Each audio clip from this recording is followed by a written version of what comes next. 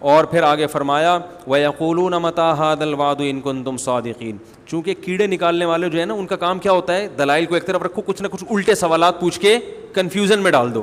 تو فوراً یہ سوال کرتے تھے کہ اچھا جب قرآن کہہ رہا ہے دوبارہ جمع ہوں گے, حساب ہوگا, وہ کب ہوگا, ڈیٹ بتائیں, اس کی ڈیٹ کیوں نہیں بتا رہے آپ؟ تو اللہ نے فرمایا کہ تمہیں تاریخ سے کیا لینا دینا ہے, ہم کیوں بتائیں؟ کسی چیز کی تاریخ اگر کسی کو معلوم نہ ہو تو اس سے یہ لازم نہیں آتا کہ ایسا دن واقع ہوگا ہی نہیں. مصلحت ہے. جیسے موسیٰ علیہ السلام کو اللہ نے کوہ طور پہ بلایا تو حضرت موسیٰ سے اللہ نے فرمایا اکاد اخفیہا, اے موسیٰ قیامت آئے گی لیکن اس کا ٹائم اور وقت کسی کو نہیں بتاؤں گا میں. اسی اللہ کی مرضی ہے, نہیں بتایا اللہ نے. تو اللہ نے فرمایا کہ وَيَقُولُونَ مَتَىٰ هَٰذَا الْوَعْدُ إِن كُنتُمْ صَادِقِينَ, اے نبی آپ سے کہتے ہیں اگر سچے ہو تو ٹائم بتاؤ کب آئے گی.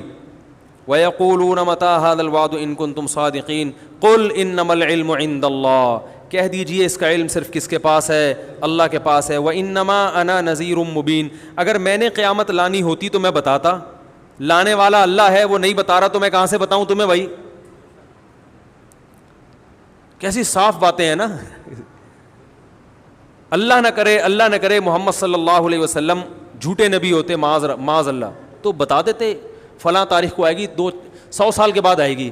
آپ کہتے ہیں یہ جتنے لوگ ہیں 100 سال کے اندر تو میں بھی چلا جاؤں, وہ بھی چلیں گے. تو بھائی جو جھوٹا نبی ہوتا ہے کہہ رہے میری دکانداری تو چلی جائے گی نا, باقی لوگ بھاڑ میں جو مرضی کریں بھاڑ میں جائیں, مجھے اس سے کیا ہے. کیا خیال ہے بھائی, وہ کچھ بھی کہہ دیتے, کہتے چلو میں 100 سال کے بعد کا ٹائم بتا دیتا ہوں, اور 100 سال سے پہلے تو ہم بھی چلے جائیں گے, یہ سارے دنیا سے چلے جائیں گے. بعد والے اگر مجھے جھوٹا سمجھتے بھی ہیں تو جب دنیا سے میں چلا ہی گیا تو میں نے جو مالی جو مفاد حاصل کرنے تھے, عزت حاصل کرنی تھی, پیسہ حاصل کرنا تھا, خواہشات پوری کرنی تھی, میرے تو مزے ہو ہی جائیں گے نا. تو صاف پتہ چلتا ہے کہ آپ صلی اللہ علیہ وسلم یہ دنیا کے لیے نہیں کر رہے تھے, کیونکہ جو شخص اللہ پر جھوٹ باندھ سکتا ہے کہ میں اللہ کا نبی ہوں, اتنا بڑا جھوٹ, وہ جھوٹی تاریخ گھڑ کے کیوں نہیں بیان کر سکتا بھائی. کیا ہو گیا بھائی جان, وہ جھوٹی تاریخ بیان کرنے میں اس کو کتنا ٹائم لگے گا.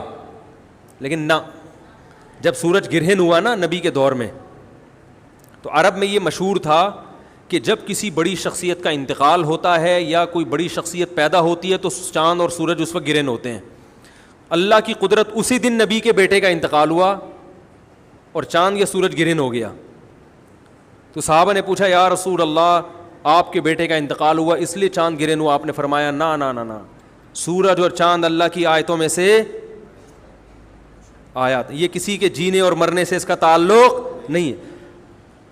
کوئی جھوٹا نبی ہوتا تو فوراً کیا کہتا, ہاں دیکھو میں بڑا آدمی ہوں اور بڑی شخصیت کے بیٹے کا انتقال ہوا ہے, یہ سورج گرہن اسی کی علامت ہے. آدھے عرب اور مسلمان ہو جاتے. جھوٹا نبی ہونا کہ فوراً ان چیزوں کو کیش کرائے گا. ہمارے نبی صلی اللہ علیہ وسلم نے کہہ دیا کہ سورج اور چاند کے گرہن ہونے کا کسی کی زندگی اور موت سے تعلق نہیں, اللہ کی نشانی ہے. تو میرے بھائی اسی طرح ہمارے نبی نے کہہ دیا مجھے قیامت کی تاریخ معلوم نہیں ہے, مجھے نہیں پتا. انما العلم عند اللہ, کہہ دیجئے علم صرف اللہ کے پاس ہے. وانما انا نذیر مبین, میری حیثیت کیا ہے, میں تو صرف ڈرانے کے لیے آیا ہوں. میں بتا رہا ہوں کہ اللہ نے تمہیں یہ جو نعمتیں دی ہیں ان کے بارے میں اللہ تم سے سوال پوچھے گا, مر کے مٹی ہو کے ختم نہیں ہوگے.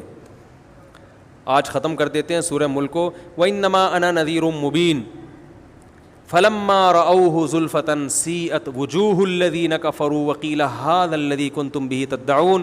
اللہ نے اپنے نبی کو تسلی دی, فرمایا جب یہ اس جہنم کو اپنی آنکھوں سے دیکھیں گے نا جو نافرمانوں کے لیے تیار کر کے رکھی ہے, تو ابھی تو کہہ رہے ہیں اس جہنم میں جانے کا ٹائم بتائیں, لیکن جب دیکھیں گے تو ان کے چہرے بگڑ جائیں گے. جیسے کسی چیز سے نفرت ہوتی ہے انسان کو اور اسے دیکھ کے چہرہ بگڑ جاتا ہے. وقیل هذا الذی, اور کہا جائے گا یہ ہے وہ آگ جس کا تم دعویٰ کیا کرتے تھے, مانگا کرتے تھے کہ کب آئے گی. تم کہتے تھے ہمارے سامنے یہ آگ لے کر آؤ ہم دیکھیں, تو یہ ہے جس کو تم مانگا کرتے تھے. آج تمہارے مانگنے پر اللہ نے یہ تمہارے سامنے رکھ دی ہے. پھر اللہ نے اپنے نبی سے کہا کہ آپ ان کو آخری اعلان سنا دیں. قل ارأیتم ان اہلکنی اللہ ومن معی او رحمنا فمن یجیر الکافرین من عذاب علیم. بتاؤ جہنم کب آئے گی یہ تاریخوں میں پڑھنا، یا جہنم کب آئے گی، جنت کب آئے گی، قیامت کب آئے گی، اس کی تاریخیں تو مجھے معلوم نہیں ہے. لیکن ایک سوال میں تم سے پوچھتا ہوں کہ بالفرض اگر میں غلط ہوں، اگر میں دعوت میں غلط ہوں، اور جو اس کائنات کو پیدا کرنے والا ہے وہ مجھے بھی ہلاک کر دے اور میرے ساتھ جو ایمان والے لائے ہیں ان کو بھی ہلاک کر دے، تو کیا وہ تم کو چھوڑ دے گا؟ تم تو صاف انکار کر رہے ہو اس کا، تمہیں کیسے چھوڑ دے گا وہ؟ اگر میں دنیا میں ہلاک ہو بھی گیا، تمہارے قتل کرنے سے ہلاک ہو گیا، تمہارے نقصان پہنچانے سے چلا گیا، اپنی مشن میں بالفرض ناکام ہو گیا، تو تم مجھے یہ بتاؤ کہ جو رب مجھے ہلاک کر سکتا ہے وہ اپنے انکار کرنے والوں کو جو سرے سے اس کو مانتے ہی نہیں ہیں، نہ اس کے قانون کو فالو کرتے ہیں، ان کو اس اللہ کے عذاب سے کون بچائے گا؟ یہ بھی ایک سمجھانے کا انداز ہوتا ہے. اور پھر اللہ نے ایک دلیل، قل هو الرحمن آمنا به وعلیہ توکلنا، اور اے نبی ان سے کہہ دیجئے وہ اللہ صرف اللہ نہیں ہے، اس کی صفت ہے رحمت کرنے والا.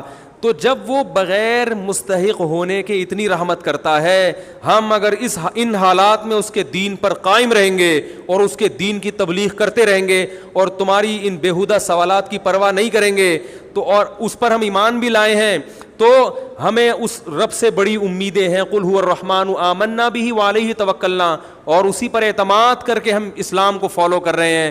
تو ہمیں تو اپنے مشن کے صحیح ہونے پر اطمینان بھی ہے، اور جیسے بھی حالات ہمارے سامنے آ جائیں ہمیں اس پر بھی اطمینان ہے کہ وہ ہمارے حق میں بہتر ہی ہوں گے، چاہے وہ ظاہری لحاظ سے نقصان دہ کیوں نہ ہو. قل هو الرحمن آمنا به وعلیہ توکلنا فستعلمون من هو فی ضلال مبین، تمہیں عنقریب پتہ چل جائے گا کھلی ہوئی گمراہی میں کون پڑا ہوا تھا. اور پھر اللہ نے آخری آیت جو سورہ ملک کی نازل کی، اس میں اللہ نے اپنی ایک اور قدرت کو بیان کیا کہ سورت کو ختم ہوتے ہوتے ایک اور میں اپنی نشانی بیان کر دوں ان لوگوں کے لیے جو اللہ کو نہیں مانتے، یا اللہ کو مانتے ہیں مگر اس کی نہیں مانتے، یا اللہ کے ساتھ شریک کرتے ہیں. سورہ ملک میں بڑی نشانیاں بیان کی نا، آسمان کے ستاروں کا بھی تذکرہ کیا، ہواؤں میں اڑتے ہوئے پرندوں کا بھی تذکرہ کیا، زمین کے مسخر ہونے کا بھی تذکرہ کیا، بہت ساری نشانیاں بیان کی. سورت کا جو اختتام ہے ایک نشانی پر، قل ارأیتم ان اصبح ماؤکم غورا. مجھ پر لوگ اکثر یہ اعتراض کرتے ہیں عقلی باتیں بہت کرتے ہیں، عقلی باتیں. تو بھائی اسلام تو نام ہی عقل کا ہے، قرآن بار بار عقل استعمال کرنے کا حکم دے رہا ہے نا، قرآن میں عقلی دلیلیں زیادہ ہیں. بہت مشکل ہے، ابھی کیا ہو گیا، بہت مشکل نہیں ہے، بہت آسان ہے سمجھانا. یہ میری تکیہ کلام بن گیا ہے نا، کیا کروں میں، مجبور ہوں. بہت آسان ہے سمجھانا، اب پھر مزہ نہیں آئے گا. تو قرآن نے عقلی دلائل بہت دی ہیں. سورج کا اختتام کس پر ہو رہا ہے؟